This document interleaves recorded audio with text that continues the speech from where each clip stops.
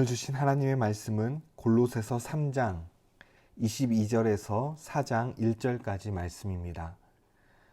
종들아, 모든 일에 육신의 상전들에게 순종하되 사람을 기쁘게 하는 자와 같이 눈가림만 하지 말고 오직 주를 두려워하여 성실한 마음으로 하라. 무슨 일을 하든지 마음을 다하여 주께 하듯 하고 사람에게 하듯 하지 말라. 이는 기업의 상을 주께 받을 줄 아나니 너희는 주 그리스도를 섬기느니라.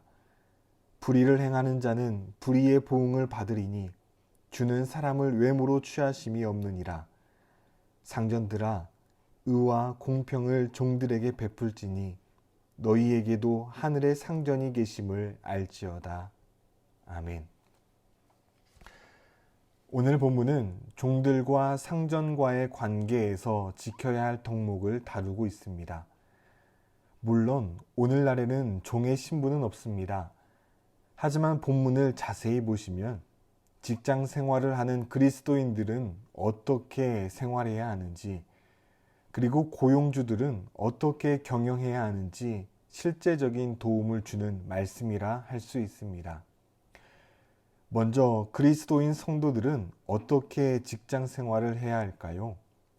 첫째, 눈가림만 하지 말고 성실한 마음으로 일을 해야 합니다. 당시 종들은 눈가림으로 일하는 경우가 많았습니다. 까닭이 있죠. 아무리 열심히 일을 해도 소득은 다 주인이 갖기 때문입니다. 내가 열심히 일을 해서 내 것이 되면 누가 열심히 일하지 않겠습니까?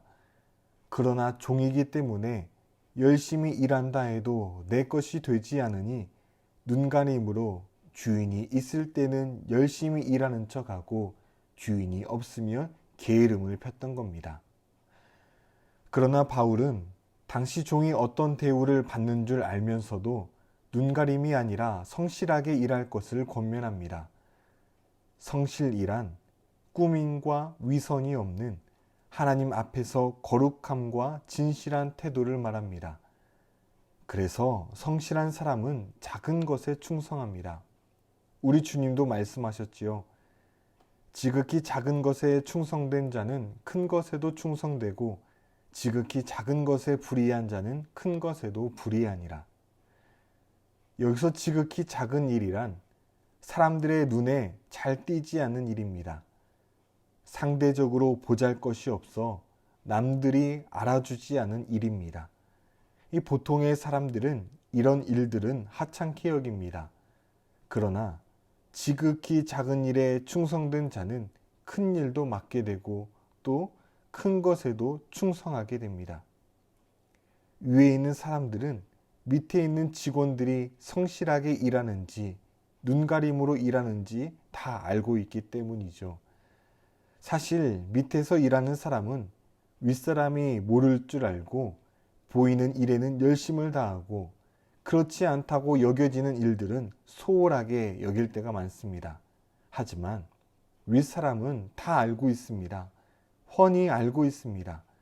그래서 기회가 되면 이런 사람을 자기 사람으로 삼고 싶고 또 챙겨주고 싶습니다. 우리 인생의 주인 되신 하나님은 우리에게 좋은 것 주시기를 원하십니다. 그러기 위해서는 우리가 먼저 해야 할 게 있다라는 거죠. 주께서 예비해 주신 복을 받기 위해서는 먼저 작은 일에 충성해야 한다는 겁니다. 사람들의 눈에 띄지 않고 보잘것 없는 일이라 할지라도 성실하게 최선을 다해 감당해야 한다는 거죠. 둘째, 무슨 일을 하든지 마음을 다해 해야 합니다. 당시 로마 시대에는 로마 제국 전체 인구의 절반이 노예였다고 합니다. 실제 로마는 노예들에 의해 움직이는 사회였다고 해도 과언이 아닐 정도입니다. 주로 전쟁의 패에 잡혀온 많은 포로들이 노예가 되었는데 이들이 여러 분야에서 일하게 되었습니다. 집안에서 하찮게 심부름과 노동을 하는 자들도부터 상류 지식인들과 귀족들의 자녀를 가르치는 일에 이르기까지 다양한 분야에 종사했습니다. 바울은 여러 다양한 분야에서 업무를 감당하고 있는 노예들에게 주어진 임무에 대해 이렇게 권면합니다. 무슨 일을 하든지 마음을 다하여 죽게 하듯 하고 사람에게 하듯 하지 말라. 신자는 직장에서 맡겨진 일을 할 때 죽게 하듯 하라고 말합니다.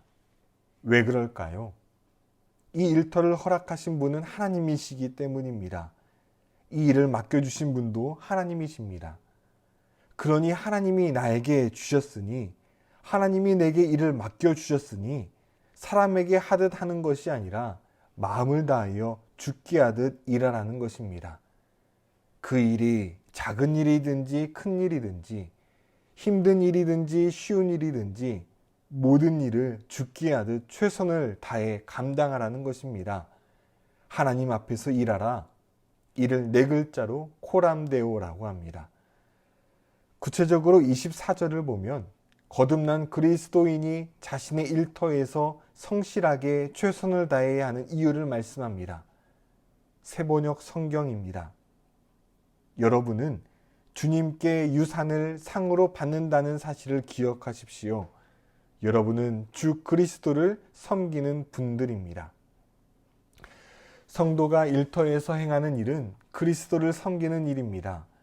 많은 사람들이 하나님을 섬기는 것을 교회에 한정지어 생각하는 경향이 있습니다. 그러나 24절을 자세히 보시면 바울은 성도가 직장에서 행하는 모든 일이 주를 섬기는 일이라고 합니다. 물론 죄와 관련된 직업은 여기에서 제외됩니다. 죄와 관련된 일을 하면서 어떻게 주를 섬긴다라고 할 수 있겠습니까?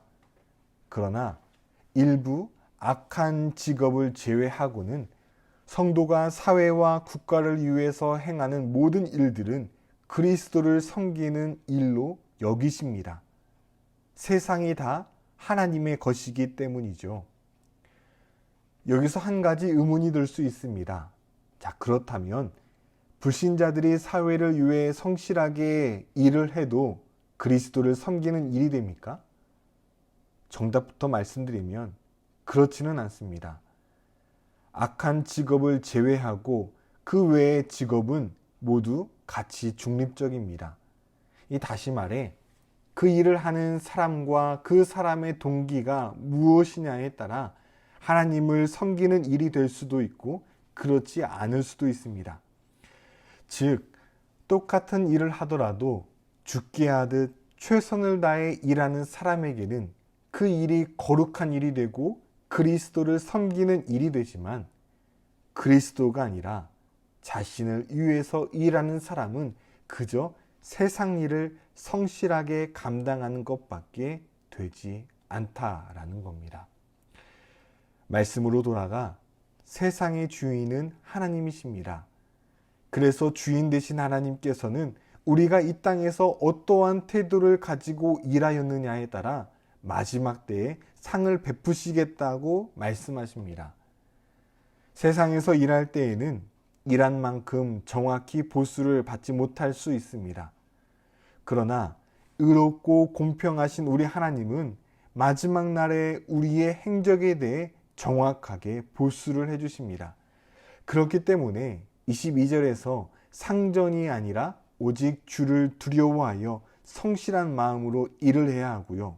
또 23절 무슨 일을 하든지 마음을 다해 죽게 하듯 하고 사람에게 하지 말아야 할 것입니다.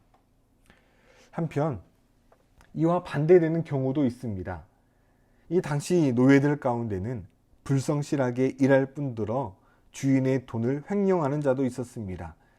이것은 주인에게 잘못한 일도 되지만 하나님 앞에서 죄를 범하는 일이 됩니다. 따라서 이런 자들에게는 성실히 죽게 하듯 일한 자들과는 대조적으로 하나님 앞에서 불의의 심판을 받게 됩니다. 다시 말해 선을 심는 자들은 선한 보응을 받고 악을 심는 자들은 악한 보응을 받게 된다라는 거죠. 어느 직장인의 이야기입니다. 교회 일만 하나님의 일이 아니라 세상 일도 하나님의 일이라면 어떻게 이 일을 감당해야 될지 고민이 많았답니다. 그래서 두 가지를 결심했습니다. 첫째, 남보다 일찍 출근하여 주변과 동료 책상을 정리하고 맡은 일에 최선을 다해야겠다고 결심을 했습니다. 그래서 이 사람은 남들보다 일찍 출근하여 그날 할 일의 일을 계획을 하고 업무를 점검했습니다. 처음에는 잘 보이려고 한다고 이 곱지 않은 시선을 보내었지만 꾸준히 지속을 하다 보니 이제는 직장 동료들이 성실하고 믿음직하다고 인정해주는 분이 많이 생겼다라는 겁니다. 둘째, 불평하지 않기로 결심했답니다. 처음 IMF라는 어려운 시기에 입사하게 되어 감사가 넘쳤는데 시간이 지날수록 직장의 좋은 면보다 좋지 않은 면이 더 보이게 되더랍니다. 그래서 윗사람의 잘못에 대해 험담하고 회사 안에 있는 부조리, 상사들의 무책임 등등 많은 불평을 입에서 쏟아냈습니다. 그러다 나중에 자신의 추한 모습에 스스로 깜짝 놀라 이러한 모습을 고치려 애를 쓰고 있다라는 겁니다. 그리고 일할 때마다 잠언 3장 5절 6절 말씀을 붙들었습니다. 너는 마음을 다하여 여호와를 의지하고 내 명철을 의지하지 말라. 너는 범사의 그를 인정하라. 그리하면 내 길을 지도하시리라. 나의 무지를 인정하고 모든 것을 주께 맡기며 순간순간 지혜를 주시기를 간구하였답니다. 그러자 주께서 가장 좋은 길로 인도해 주시는 것을 경험하였다라고 고백했습니다. 어떤 교회를 짓는데 세 사람의 석공이 날마다 돌에 조각을 했습니다. 어느 방문객이 다가가 무엇 때문에 이 일을 하느냐고 물었습니다. 세 사람의 대답은 각기 달랐습니다. 첫째 사람은 불평 불만이 가득한 표정으로 죽지 못해서 이놈의 일을 하오 라고 대답했습니다. 둘째 사람은 담담한 어조로 돈 벌려고 이 일을 하지요 라고 답했습니다. 그는 첫째 사람처럼 자기가 하는 일에 대해 불평하진 않았지만 행복과 보람은 없었습니다. 그러나 셋째 사람은 미소 띈 표정으로 대답을 했습니다.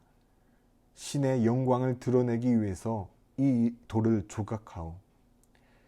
하나님은 우리가 범사에 죽게 하듯 성실하게 주어진 일을 감당하면 그 일을 매우 기뻐하시고 흘린 땀만큼 보상해 주겠다라고 약속하셨습니다. 이어서 상전들에게 말씀하십니다. 상전들아, 의와 공평을 종들에게 베풀지니 너희에게도 하늘에 상전이 계심을 알지어다. 상전들은 종들에게 의와 공평을 베풀어야 합니다. 여기서 의란 억울하지 않게 하는 것입니다. 맡겨진 일을 감당했는데도 제때 보수를 주지 않는 것, 직장에서 밑에 사람이 한 일을 자기가 한 일이라고 가로채는 것, 회사에서 채용을 할 때 부당한 이익을 얻고자 자기와 가까운 사람을 채용하는 것, 상전들은 이러한 일을 피해야 합니다. 또 공평해야 합니다. 공평이란 차별하지 않는 것입니다. 사람인지라 자기와 마음에 맞는 사람을 가까이 하고 그렇지 않은 사람은 멀리 할 수 있으나 그 기준은 공평해야 합니다. 상전들이 왜 의와 공평을 베풀어야 할까요? 하늘에 계신 하나님께서 보고 계시기 때문입니다. 이 회사의 주인은 나인 것 같지만 그렇지가 않습니다. 실제 주인이 따로 계십니다. 하늘에서 하나님께서 보고 계십니다. 그러니 땅에 있는 고용주들은 늘 하나님께서 나를 보고 계시다는 것을 기억하여서 직원들의 마음이 상하지 않고 행복하게 직장 생활할 수 있도록 도와주어야 합니다. 기도하겠습니다. 하나님, 직장에서 일을 할 때 하나님을 위해서 하나님 앞에서 행한다는 것을 기억하며 성실하게 책임감 있게 감당하게 하여 주시옵소서. 또 직장의 위에 있는 사람들은 의와 공평을 베풀며 나아가게 하시고 직원들의 마음을 잘 헤아려서 행복한 직장 생활이 될 수 있도록 노력하고 애를 쓸 수 있는 그런 우리 그리스도인 성도들이 되게 하여 주시옵소서. 예수 그리스도 이름으로 기도드립니다. 아멘.